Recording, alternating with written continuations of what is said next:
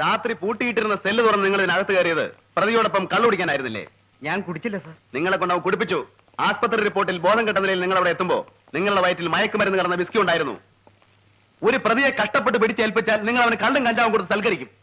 കുറ്റവാളിയുടെ ചൊൽപ്പടിക്ക് നിൽക്കുന്ന നാണംകെട്ട പീറ പൊട്ടികളും. Mister Balram, stop your absurd abusing. ഞങ്ങളെ തെറി പറയാൻ നിങ്ങൾക്ക് എന്താ സർ? അയ്യോ, ഞാൻ സാറിനെയല്ല, ഈ കമ്പനികളോടാ പറഞ്ഞത്.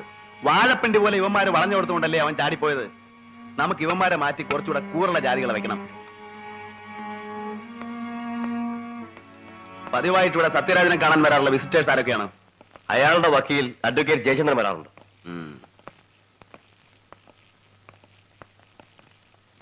സർ, ഇത് സെല്ലിന്റെ ബാക്കിൽ എടുത്തതാണ്. ജയിലിനകത്ത് വെച്ച് തനിക്ക് എങ്ങനെ ഈ കത്തി കിട്ടി? കുട്ടൂസ് തന്നെയാണോ സാർ? കുട്ടൂസോ? അവനല്ലേ നീ കുത്തിയത്? അതെ, ഇന്നലെ രാത്രി കമ്പിന്റെ മേലെ 3 പ്രാവശ്യം മുട്ടുന്ന കേട്ട കുത്തിക്കോളാൻ പറഞ്ഞു. അവൻ സമ്മതിച്ചിട്ടാ കുത്തി. വെറുതെ എങ്ങനെ ഒരാളെ കുത്തുകയെ? വെറുതെ അല്ല, രണ്ടാം കൂടി 500 രൂപ തരാന്നുണ്ട്. ആര് പറഞ്ഞു? ഈ നിൽക്കുന്ന സൂപ്പർ സാർ.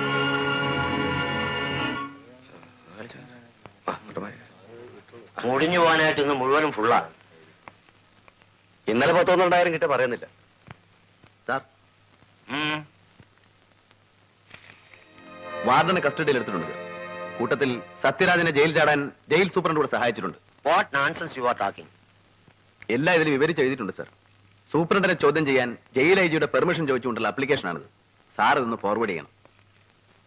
ജയിൽ സെക്യൂരിറ്റിക്കാരുടെ ശ്രദ്ധ തിരിക്കാൻ ബി ബ്ലോക്കിലെ പ്രിസണേഴ്സിനെ കൊണ്ട് സൂപ്രണ്ട് കത്തിക്കുത്തുണ്ടാക്കിച്ചതാണ് സാർ.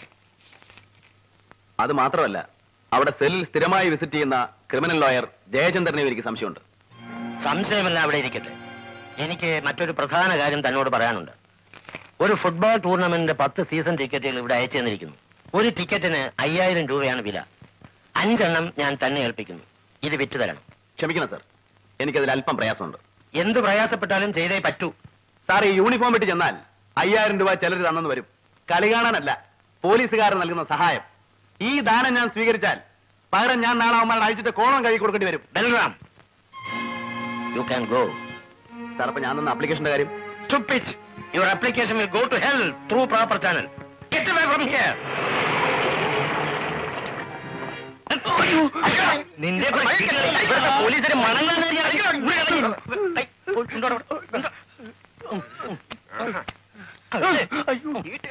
നിന്റെ ചീട്ടുകളി നിന്നെ. വാസു സാർ, എന്താ ഇത്? മാർക്കറ്റിലെ ചീട്ട് കളിക്കാരാ. രാവും പകലും പന്നി മലർത്ത്. എന്നാ ഒരു 10 പൈസ സ്റ്റേഷനിൽ കയറില്ല. ഓ, അതിന്റെ വാശി തീർക്കാനാണോ? വിട്ടുകളുടെ ഒറ്റളെ. സാർ, ഒരു സംശയം. അപ്പൊ ഈ ചൂതാട്ടം, ഗാംബ്ലിംഗ് വെറുതെ വിടാനോ? ശിക്ഷിക്കണോടോ ഗാംബ്ലിങ്ങിന്? എങ്കിൽ ചെല്ല്.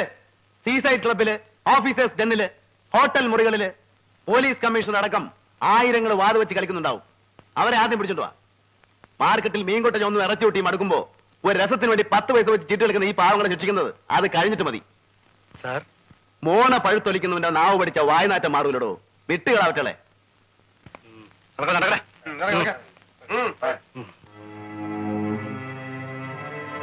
എനിക്ക് ഈ പുളിച്ച സാമ്പാർ കഴിച്ച് ശീലമില്ല. ഇറച്ചി മീനൊന്നും ഇല്ലാതെ. അയ്യോ, ഇതൊരു നമ്പൂരി ഇല്ലാണ്. ഇവിടെ ഞാൻ കഴിഞ്ഞ ജയിലിനേക്കാൾ വലിയ തടവറയാണ്. ദേഷ്യം തോന്നരുത്. നിർബന്ധ അച്ഛാ, ഞാൻ ഉണ്ടാക്കി തരാം. നിങ്ങൾ ആ വക്കീലിനെ ഒന്ന് കാണണം ഉടനെ. ഒരു ഫോണിന് ഞാൻ പറഞ്ഞിരുന്നു. ഒരു ടെലിഫോൺ ഇവിടെ ഏർപ്പാടാക്കി തരാൻ. ആ, പിന്നെ വിസ്കിയോ ബ്രാൻഡിയോ എന്തെങ്കിലും. ഇല്ലെങ്കിൽ എനിക്ക് ഇവിടെ നിന്ന് ഭ്രാന്ത് പിടിക്കും. ഒന്ന് പതുക്കെ, അച്ഛൻ ഉറങ്ങിയിട്ടുണ്ടാവില്ല. ആരാ അത്?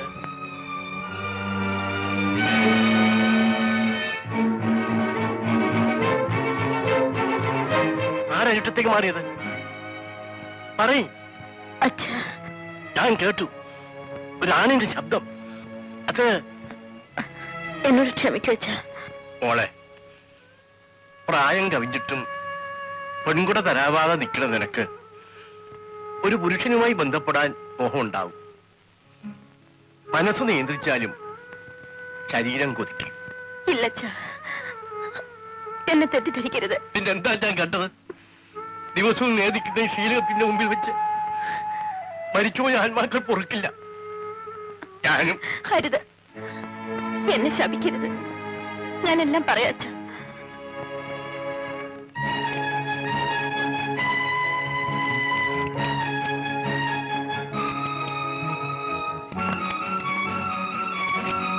അറിഞ്ഞാൽ ഒരിക്കലും സമ്മതിക്കില്ലെന്ന് കരുതിയ ഞാൻ അച്ഛനറിയാതെ നമ്മുടെ ഉണ്ണിയെ കൊന്നവരോട് പകരം വിട്ടാൻ വേറെ വഴിയില്ല. ഈ വഴി അപകടമല്ലയോ മോളെ? എനിക്കെന്തോ ഭയം തോന്നുന്നു. തിരുമേനി, നിങ്ങളെക്കാൾ കൂടുതൽ ഭയപ്പെടേണ്ടവൻ ഞാനാണ്. ജയിൽ ചാടിയെ ഞാൻ ഇവിടെ കഴിയുന്നത് നിങ്ങളുടെ മകനെ ഓർത്താണ്. ആ കുട്ടിയെ ഉലക്ക കൊണ്ട് ഇടിച്ചുരുട്ടി ചതച്ച് ഇഞ്ചിഞ്ചായി കൊല്ലുന്നത് കണ്ടവനാണ് ഞാൻ. അവരെ തൂക്കിലേറ്റാൻ എന്റെ സഹായം നിങ്ങൾക്ക് ആവശ്യമില്ലെങ്കിൽ ഞാൻ പോകാം.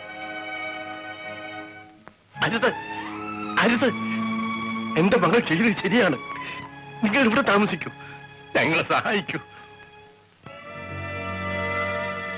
സത്യരാജന്റെ ജയിൽ ചാട്ടത്തെ കുറിച്ച് എനിക്ക് ചില ധാരണകളൊക്കെ ഉണ്ട് സർ. അവനെ സഹായിച്ചവർക്കെതിരെ ശക്തമായ നടപടികൾ എടുക്കണമെന്നാണ് എന്റെ അഭിപ്രായം.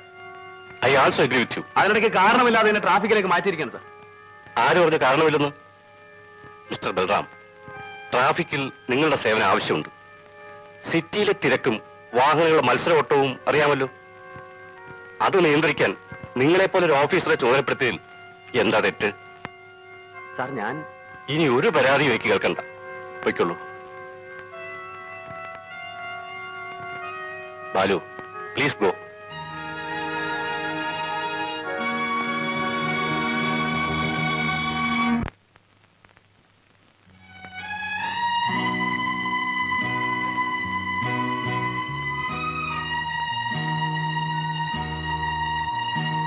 നമ്മൊരു പോണില്ലേ? പോയിക്കോളൂ.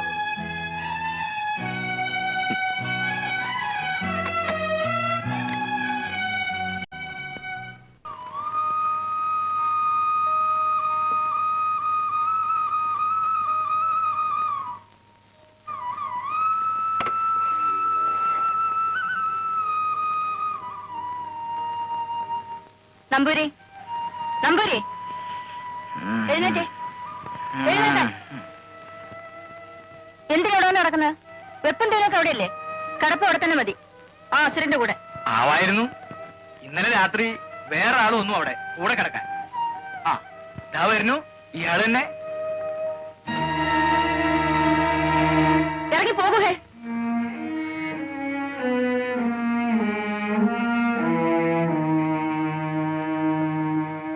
ദേശവും സഹാരമൊക്കെ എന്റെ അടുത്തല്ലേ ഉള്ളൂ. ഇവിടെ വയ്യല്ലോ. ഇഷ്ടകാരിയല്ലേ? അമ്പലത്തിൽ നിന്ന് വരികയായിരിക്കും അല്ലേ? ഞാൻ അതെ. ആ പ്രസാദവുമായിട്ട് ഇങ്ങോട്ട് വരരുത്. ഈ ഉമ്മർത്ത് കയറരുത്. രാധേ, ഞാനും നീയും അങ്ങനെ കഴിഞ്ഞിരുന്നവരാണ്. എന്റെ ഉണ്ണി നിന്റെ കൂടി അനിയനാണെന്നാണ് ഞാൻ കരുതിയിരുന്നത്. അവനെ കൊലയ്ക്ക് കൊടുത്ത ദുഷ്ടന്റെ കൂടെ കഴിഞ്ഞിട്ട് ഇല്ല രാധേ, അദ്ദേഹം ഒരിക്കലും അത് ചെയ്യില്ല. നിനക്ക് അങ്ങനെ പറയാൻ ഒക്കൂ? പലതും ഞാൻ കേട്ടിരുന്നു നിന്നെ പറ്റി. എന്നാൽ ഇത്തരം ഒരു മനുഷ്യന്റെ കൂടെ നീ ഇല്ല. ഇനി നാം തമ്മിൽ കാണണ്ട. പോയിക്കോളൂ രാധേ. കടന്നു പോകാൻ പോകാം. അതിനു മുൻപ് എനിക്ക് പറയാനുള്ളത് കൂടി നീ കേൾക്കൂ. എനിക്കൊന്നും കേൾക്കണ്ട. കേൾക്കണം. കേൾപ്പിച്ചിട്ടേ ഞാൻ പോകൂ. പലപ്പോഴും ഞാൻ നിന്നോട് പറയാൻ ഒരുങ്ങിയതാ, കഴിഞ്ഞില്ല. ഒരിക്കൽ ഒരാളോടെങ്കിലും തുറന്നു പറയാതെ എനിക്ക് സ്വസ്ഥത കിട്ടില്ല. എനിക്ക് സ്വസ്ഥത കിട്ടില്ല രാധേ.